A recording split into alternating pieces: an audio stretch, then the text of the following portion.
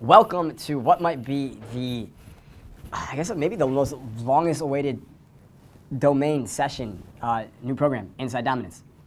And that is power influence. All right, I don't know what it is. Guys get giddy when they hear power influence. Arousal spikes. We're gonna speak about arousal in a second, how it relates to influence, all right? Yeah, I know Kevin, he's RSVPing already. So, before we even begin, I want everyone to stop. Okay, I want you to stop for a second. And I want you to ensure that you're actually ready for this. All right. The only reason I say that, and I feel like I have a moral obligation to do so at the start of teaching persuasion influence stuff, is simply because a lot of the things that hold magic for you right now will no longer hold that same magic. It just won't be there anymore. Because everyone else will, oh, this is amazing. But to you, you will not be looking at what you see. You will be thinking and looking at how they engineered that using social technology and persuasion and influence. So, things you hold in fascination, you will not hold in fascination anymore. Does everyone understand this? Yes or no? Yes. Everyone ready for this? Yes or no? Yes. Okay, there's no turning back after this. This is it. All right, let's begin. So why power influence? Why the fuck do we want to even learn about power influence? Why is this important? Who could tell me?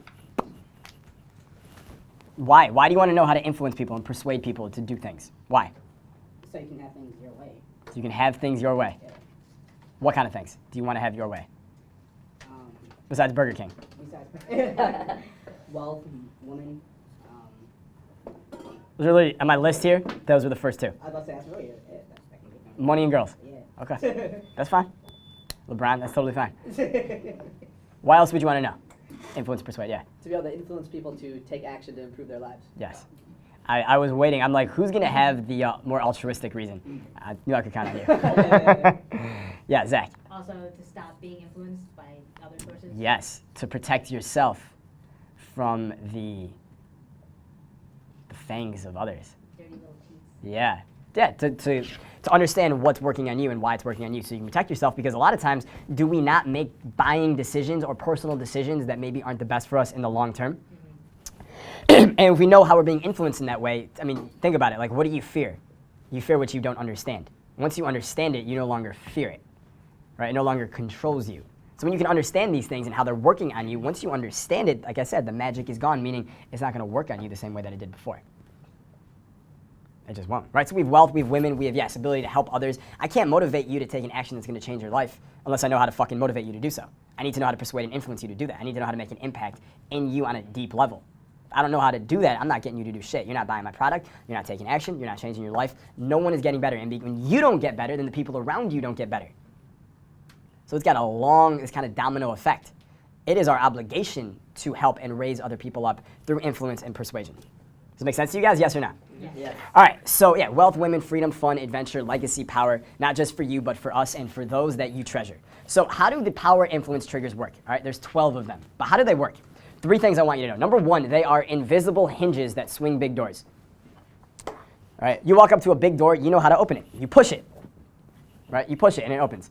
When it comes to influence and persuasion, they are doors and they open, but no one's pushing anything. It's an invisible hinge that swings the big door. The door seems to open on its own, or they seem to open it for themselves, even though maybe it was you who planted the idea there. Okay? And understand, with influence and persuasion, you are never going to be able to make someone do something they truly do not want to do. Like when you learn how to hypnotize, you learn hypnosis, it's the same thing. Just because maybe I can hypnotize you doesn't mean that I can then command you to do things that you, Zach, wouldn't do. Does that make sense? Yes. Right, you're not going to do shit you wouldn't do. Same thing with influence and persuasion. All right, definitely the same thing. So 1, invisible hinges that swing big doors. 2, they work because they are a part of the who and the how in the interpersonal hierarchy. All right, the who and the how of the interpersonal hierarchy. So we learned about a hierarchy earlier today, which is probably the most important framework when it comes to attracting women and understanding social life than probably any other hierarchy there is. It's called the hierarchy of power. If you're in dominance, you'll see it, okay? If you're not, you'll have no idea what I'm talking about. That said, the interpersonal hierarchy explains a lot of influence and persuasion as well, right? We have who, we have how, and we have what. Who, how, what. In order of what's most important when it comes to influence and persuasion, right? Who is saying it? Higher status, lower status, authority, follower, celebrity, unknown.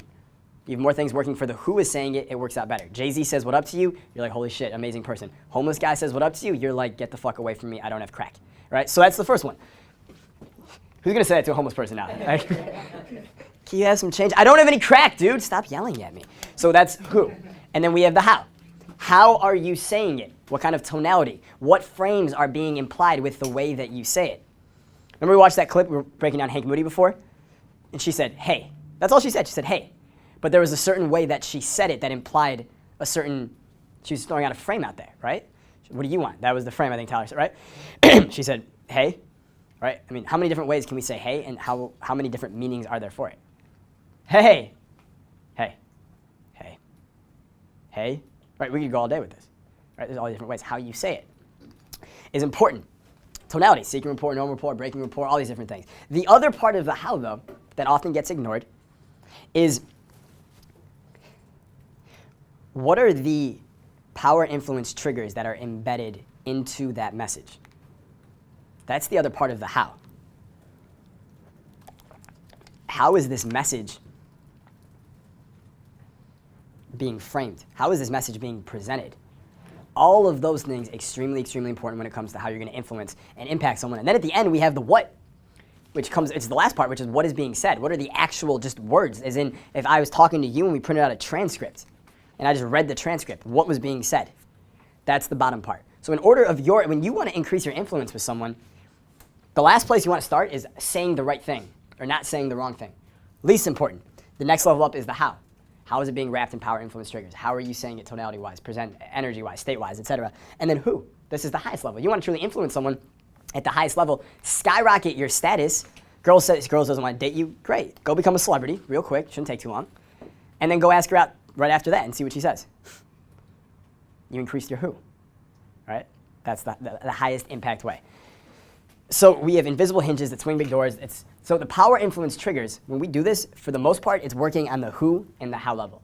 Yes, we will change what you say, but dude, the only reason changing what you say increases your influence isn't because of the words themselves, it's because of the meaning and the framing that goes underneath them. Okay? The actual words you use, important, but least important. And then at the final level, it's these, let me give you an example when I say like these invisible hinges that swing big doors. So there was one tip that found that waiters make 3% more in tip money when they give one candy with the bill. You guys ever been to a restaurant? Right, and there's like a little candy. Who eats that candy? Some of you? Okay, I've never eaten that candy. Do you eat peanuts in bars? Everyone, wow, very interesting. Again, okay. I'll be careful with those. I've heard things. I don't want to like imply or say anything that would make you stop eating dirty peanuts in bars. Like I want you to keep eating them. Tweet out, eat it out. So this is what they found. If I give you the bill, no candy, versus I give you the bill with the candy, I make 3% more in tips. Is that going to change my life, 3%? Not really. So they tested it again. This time they tested, I give you the bill, there's one candy. Second time, I give you the bill, there's also one candy. I leave it there. I walk away. I get about halfway back to where I'm going, and then I stop. I turn around, and I come back, and I go, you know what, here's one more. I give you an extra candy, and now I walk away. Do you think that helped? Yeah, I'm sure. So 3% was the original. When they did it that way the second time, it went up to 23% increase in tips. 23% increase in tips. If you made $4,000 a month in tips, you work at a nice restaurant, you make $4,000 a month in tips, you just made, an extra $11,000 this year because of one hack. One hack. Now in that example, a few different power influence triggers were used. There was exclusivity was used, which is one we'll talk about. There was higher status, which is another one, which we'll talk about. And then there was, of course, reciprocity, which is another one that we'll talk about as well. There's a couple others, but those are the three key ones there. All right. So these can be big things, and these can be little things. All of them will increase your bottom line when it comes to money, when it comes to influence, when it comes to your happiness, everything. There is nothing in your life that won't get better because you know how to influence people better. There's nothing. This is a lifelong skill you should keep mastering. If you notice, the people at the top of every game on the planet, they are masters of influence and persuasion. A real estate reality TV star is our president because he's fucking good at this shit. The president before him was the first black president of all time because he's fucking good at this shit. Period.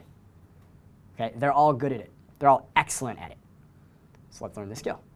All right, let's learn the skill. Key understanding before we really get into the deep nitty-gritty, all right? Understand human beings are predictably irrational. Okay, human beings are predictably irrational. How would you define the word rational? How do we define that word? Let's start there. Objective. Common sense. I love this one. You want to know why? Do you know why? Because if it's common, it's probably not sensible. Common sense today to me means wrong. It means stupid. If it's common, I want nothing to do with it. Think about it. We live in a country where the #1 celebrity is a porn star named Kim Kardashian. She's a porn star. That's how she got started. Right? The #1 celebrity is a porn star. That's the country we live in. Is that common sense? How many millions of women look up to her? Think about that. She's a porn star. What else has she done? The most famous girl in America before her was also a porn star named Paris Hilton. We've been like a porn star heavy society without realizing it for like 15 years now. That's pretty crazy. So common sense should be rationality. It is not. How else might we define rational? Logical. Logical. Logical is a funky word. It's a very funky word because most of the time when people think they're being logical, they are in fact not at all being logical, right? If I ask, like you think about like the fucking girl who gets caught smoking weed at a party when she's 16 and then her parents find out and they later ask her why she did it, what does she say? Because everyone else was doing it. It's a logical answer to her, isn't it? My friends were doing it. Is that actual logic? No, that's social proof. Social proof is an emotional trigger. It's a power influence trigger, right? So it's not even logic, unfortunately, for most people, right? What it really is it means it is thinking characterized by clear, sound reasoning. Clear, sound reasoning is the key thing there, okay? And I want you to know, to most people, this is a wish, a dream, an aberration, and nothing more. To be clear and sound in their reasoning. Most people will never achieve this level. In fact, as I stand here talking to you about this, as much as I know about this shit, most of my reasoning is also not clear, it's not sound. Most of your reasoning is not clear, it's not sound. But the more we can chip away at the irrationality and be more and more rational in our decision making and how we approach things and how we think about things with the different mental models that we use, the better our lives will become, the better influence will become, and the more resistant we will become to other people's influence attempts. Okay? So, here's an example. An example of rational would be someone saying something like, I don't expect to win at a slot machine because the odds are not in my favor. That's rational, isn't it?